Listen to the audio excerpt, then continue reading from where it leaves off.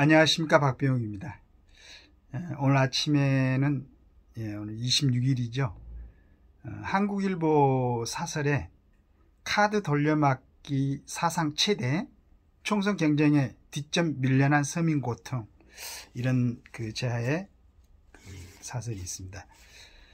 제가 이렇게 설명드리거나 그것보다는 어설픈 제 실력보다는 훨씬 정리가 잘 돼 있어서 읽어보는 걸로 하겠습니다.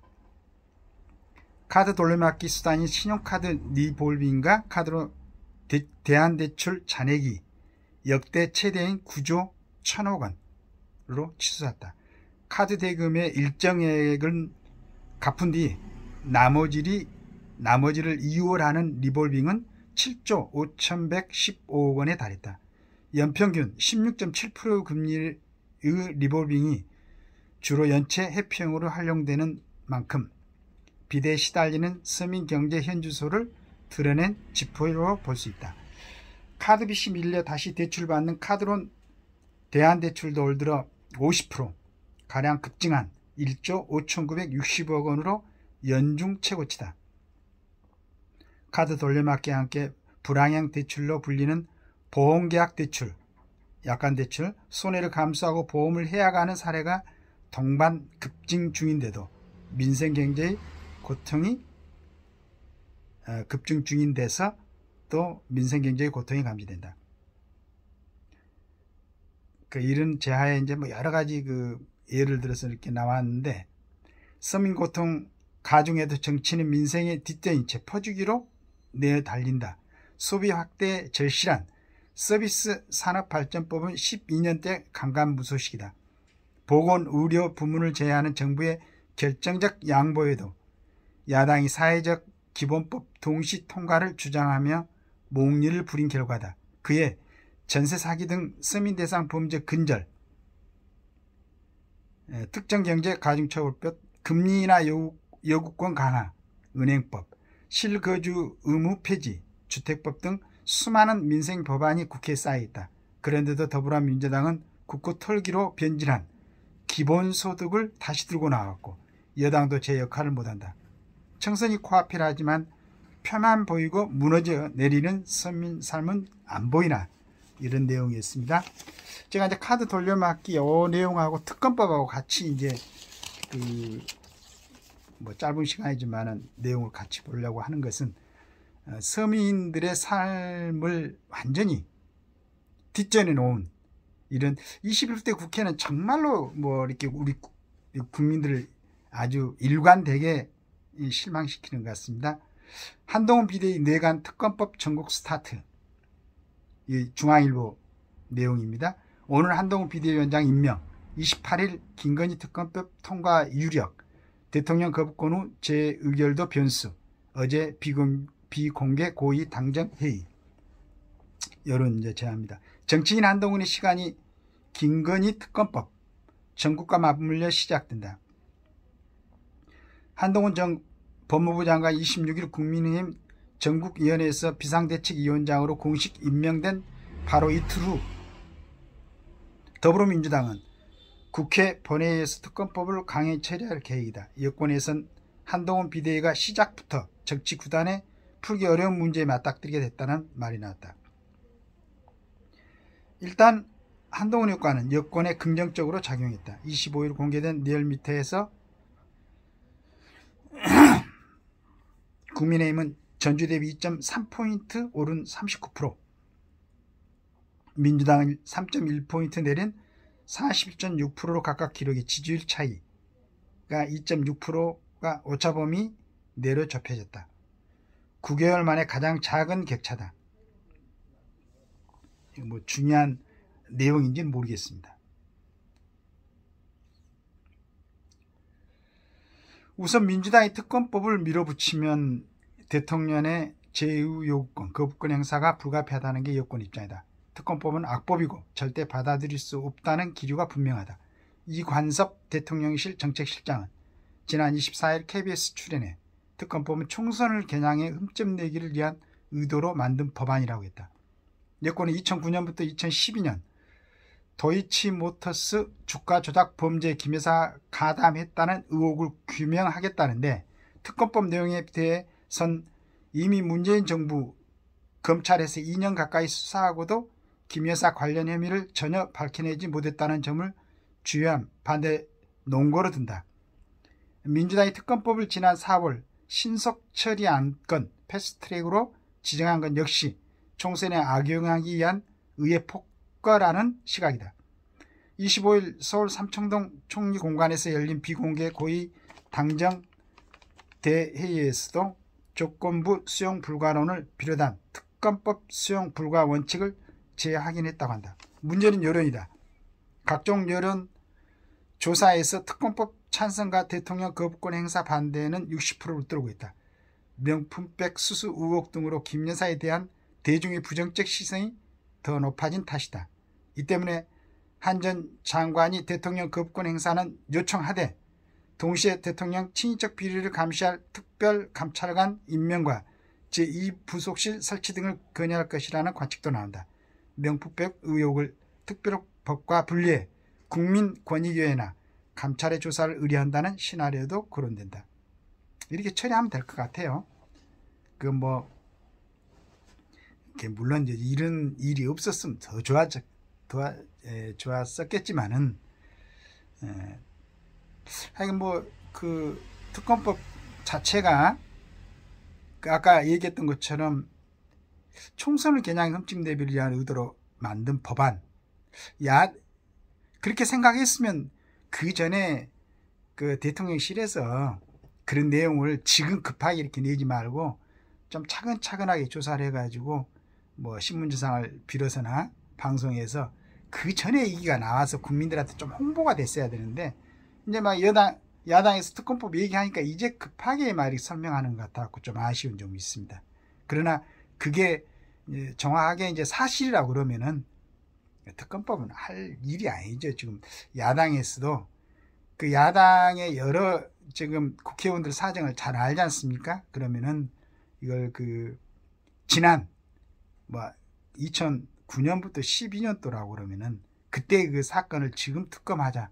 그게 전국을 뒤흔들었던 큰 그런 사안도 아니었고, 만약에 윤석열 대통령이 되지 않았더라면은 그대로 아무런 일도 없이 묻힐 그러한 사건이잖아요. 그때 수사를 하고 했어도 전혀 기소할 수 있는 그런 상황도 안 나왔다고 그러는데, 그런데 지금 선거 얼마 전에 이런 얘기를 계속 야당들이 하면은 야당에 지금 여러 가지 수사에 걸려있는 사항들이 많이 있지 않습니까? 그러면 국민들이 뭐라고 생각하겠어요? 그리고 자꾸 여론 하는데, 국민 전체 여론을 전부 다 조사한 건 아니잖아요.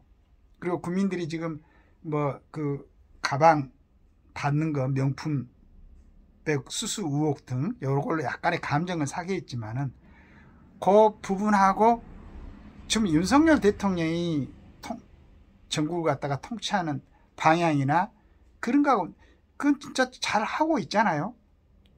그런데 그걸 갖다가 김 여사가 했던 국민들의 감정을 거스리긴 했지만은, 그러나 그걸 여러 가지 목사란 사람이 편법을 쓰고 그걸 또 뒤에서 조절했던 어떤 그런 사람들이 일부러 팔목에다가 카메라를 설치하고 들어간 것 자체, 그것만 봐도 얼마나 악질적인 일이에요.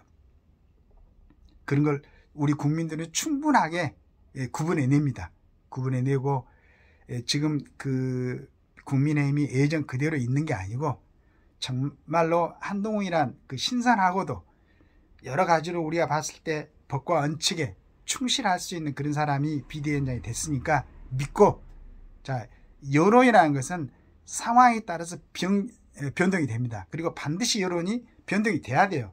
사실이 아니지 않습니까? 그리고 그게 특검할 만한 사항도 아니고, 그걸 우리 야당 국회의원들도 다 알고 있을걸요. 지금 현재 야당 자체 내에서 갖고 있는 그런 문제를 좀 성의적으로 국민들이 보시기에 적절하게 자기 정화를 시키고 국민들한테 새롭게 보이려고 태어나려고 노력을 하는구나, 이걸 보여야지. 지금 그냥 본인들의 어떤 상황은 정리하지 않고 자꾸 예전에 있었던 몇 년 전에 있었던 그 일을 가지고, 그것도 대통령 하고 뭐 결혼하기 전부터 일어났던 일이라고 그러던데 자세히는 모르겠지만은 그 다음에 문재인 정부에서 2년 가까이 수사를 했어도 기소도 할 수 없고 소환도 할 수 없었다. 소환을 하면은 무혐의 처리를 돼야 되니까. 그런 이제 뭐 여러 가지 그 상황이 있었는데도 불구하고 지금 특검을 하겠다. 몇십억을 들어가지고. 서민들은 지금 카드 돌려막기 지금 죽느냐 사느냐 이러한 상황이 있는데 이런 한가한 노름으로 정치 노름을 한다. 국민들이 반드시 평가를 할 겁니다. 그래서 내가 항상 얘기하지만은 여당이고 야당이고 조금 이제 국민들을 자꾸 속이려 하는 건가? 국민들을 우습게 보는 건가? 그런 정치 하지 마시고 여당도 잘못한 거 있으면은 솔직하게 이건 사과를 하고 그 다음에 사실은 그대로 해가지고 이런 부분은 지금 총선을 몇 개월 두고는 참 어려운 상황이고 국민들의 시각을 갖다 호도시킬 수 있다라는 걸 자신 있게 인제 대통령실에서 나와서 인제 얘기를 하면 어떡해. 그 전에 얘기를 쭉 했어야지. 그 다음에 이제 우리 언론에서도 자 언론에서 쓰면서도 자꾸 이렇게 얘기를 하시네 보니까 어제 그 조선일보도 하고 오늘 중앙일보에서도 특검법이 어떻게 약간의 그 지금 할 사항이 아니다라고 얘기를 하네. 그 다음에 한국일보에서 지금 올려놓은 거 보니까 지금 이 서민들의 어려움을 가장 우선의 자리에 두고 고민하는 국회의 모습을, 정치인들의 모습을 보이기 바랍니다.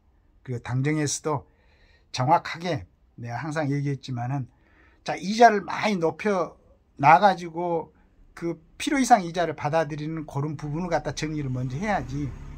그 기왕이 막 50조씩 받았던 거 거기서 2조 풀어가지고 조금 선심 이런 거 하지 말고 정확하게 하세요. 정확하게.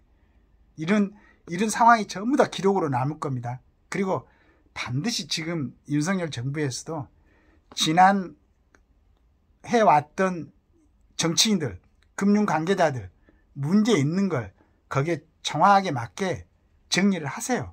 왜 그걸 갖다가 유야무야 다 넘겨버려 그냥. 서민들은 조금만 잘못해도 그냥 사람들이 먹고 살기 힘들 정도로 여러 가지 뭐 처벌을 하고 가태료를 먹이고 하면서 응? 나라를 흔들 만한 그런 큰 잘못들을 한 사람들 이게 경제적인 어떤 정책 위반도 잘해야 되는 겁니다. 나라 전체를 흔들 수가 있어요. 그런 사람들 뻔히 그 정책 위반해놓고 자기들은 재산 불려가가지고 편하게 살고 있는데 이런 부분에서 만약에 그거 법률적으로 정지할 사항이 아니면은 이걸 여러 가지로 뭐 얘기들을 홍보를 한다든가 언론에 해서 다시는 그런 자리에 있는 사람들이 정책 위반을 할 때 제대로 할 수 있게끔 그런 걸 마련해야지. 자기들은 그냥 그런 거 해놓고 전혀 책임지지 않고 다 물러나서 잘 살고 있고 좀 창피한 길 좀 아세요. 그래도 이정자라고 나섰던 사람들이 국민의 경제적인 생활을 이렇게 만들어 놓고 그것도 뭐 여러 가지 형태로 정책이나 법률을 통해 가지고 그걸 갖다 싹 지금 다 걷어내지 않고 그대로 놔두면서 또 뭐 펴달라고 갖다가 이러한 억지 경쟁을 하고 잘들 생각하고 하세요. 굉장히 큰 죄입니다. 여러분들의 머리에서 나온 정책이라든가 법률 기반 이런 게 국민들의 삶을 갖다가 고통스럽게 만든다면 이건 정말로 큰 죄를 짓는 겁니다. 명심들 하시고 지금 상황을 잘 정리하려고 노력을 하세요. 더 이상 꼬이게 하지 말고. 그게 정치인의 기본 아니겠습니까? 간곡하게 부탁드리겠습니다.